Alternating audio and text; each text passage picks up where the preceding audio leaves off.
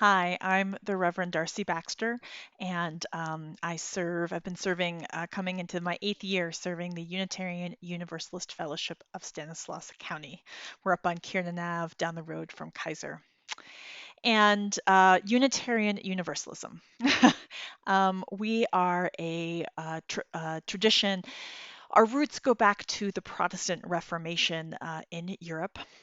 As you may know, there have been a lot of fights about religion of all varieties, and in Christianity, lots of fights and religious wars about what Christians should believe, how they should act in power, and what was the correct form, a way of being Christian. And Unitarian Universalism was actually born here in the United States, and we are descendant from the Puritans, which were people who left England because they wanted to practice their Christianity in a particular way. And important in many forms of Protestant tradition, in their kind of rebellion against medieval Catholicism, is an emphasis on the Bible and the text. And rather than needing someone to interpret the Bible, the printing press made available individuals' ability to engage with the text. And this was something that was very important to Puritans, that you needed to be knowledgeable and really engage the Bible. Now, Puritans, after they had been in this country and engaged in wars with the native people, there were brewing controversies yet again about the right way to be a Christian.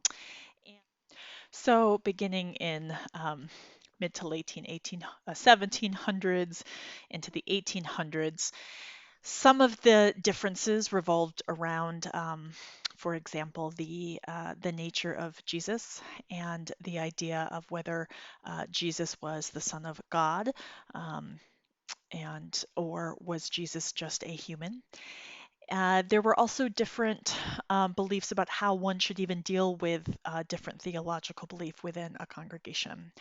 And eventually, those who came to be known as Unitarians were people who tended to believe that within a congregation, you could still be a congregation and have differences of beliefs about these different ideas of Christian doctrine.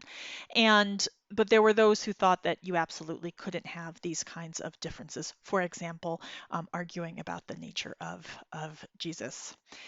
And the Unitarians never did not consider themselves a separate faith tradition, but eventually those in New England, the congregational based Christians, we basically got kicked out. That basically they was said, no, you're not, you can't actually be Christian.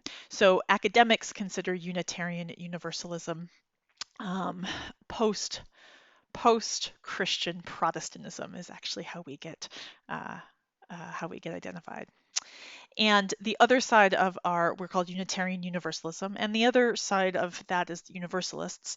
And the Universalists were, again, Christians in New England who actually challenged the idea that God would damn any of God's children to eternal damnation. And the Universalists believed that actually God's love was so all embracing that God would save everyone. Again, this was not a belief shared by all Christians, and they Universalists became a separate Protestant tradition, and then in the around 1961, the Unitarian and the Universalists joined to create what we now call Unitarian Universalism. One of the things I describe to people joining our church is what is central to us is this idea that difference can be in community together. It goes back to the roots here in this country, which is that you can be part of the same religious community and have differences and engage those differences. Very, very core. But the question that was posed to me for this presentation was, what are the core beliefs? And it should be said that whenever you focus on beliefs, what do you believe? that's actually taking, you don't realize you're taking a kind of Christocentric point of view or approach to religion, but you are, because there are other faith traditions that do not focus so much on what one believes, but in fact on one behaves. There's orthodoxy, and orthodoxy, right belief, and orthopraxy, right action. And so there are other religions in the world, again, that do not focus on the significance of belief, but instead say, hey, you need to pray like this, do these actions. And what comes to you and what comes about in one's spirituality as a result of those actions, that is more important than what you think in some abstract way. And Unitarian Universalism falls in that category of traditions that once, yes, we believe in engaging difference, but that we don't emphasize belief so much. We believe more in focusing on action and practice. Um, so I often, again, I describe us, to put this really in a nutshell, I described us as kicked out Christians. In the second part of the 20th century, a lot of couples that were getting married, Jewish and Christian couples, found homes in Unitarian Universalist congregations, because even though kind of the culture and our roots were in Protestant Christianity, we tended to we did not talk about Jesus and God that the ways in many Christian congregations, and so it felt to be a hospitable place to many folks of Jewish backgrounds, and at that time many synagogues were not welcoming to intermarried couples. So oftentimes I will get asked, are Unitarian Universalists Christian? And my most accurate answer to this is to say, well, if you are Christian, you certainly don't consider us Christian, but if you are Jewish, Hindu, Muslim, if you walk into one of our congregations, we sure feel pretty Protestant. I also describe us as a tradition that lives on a border, that a border is not just a dividing line between two places, but is in a place of itself. And since Unitarians and Universalists have got kicked out of the Protestant family, we've lived on this border where we have gotten kicked out and we are in deep relationship. With other religious communities, historically, definitely, particularly liberal Jewish communities. Uh, but we exist on this border, and then that is a place, and it's both I think our strength and our weakness about how important it is to engage crossing boundaries, to live at the tension when you live on a border or a boundary.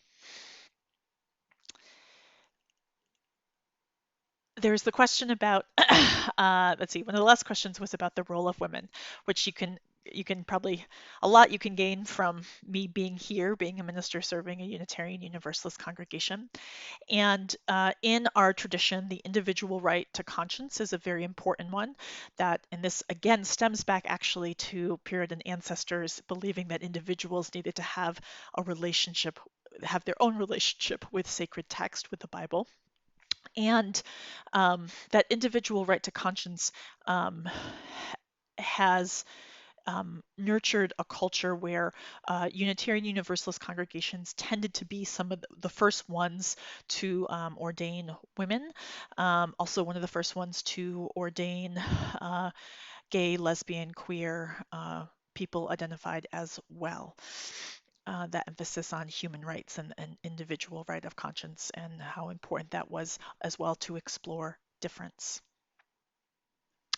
And I should also say, going back a bit in our origin stories, things that are still very pertinent today to Unitarian Universalists. One, as in the 1800s, again, as there were debates, as science was becoming a trusted source of authority and new things were being learned, there were debates within various religious communities about how to deal with science as a source of authority and versus faith and tradition. And Unitarian Universalists on that side of the debate fell very hard in support that uh, uh, granting authority to science could go hand in hand with faith and tradition.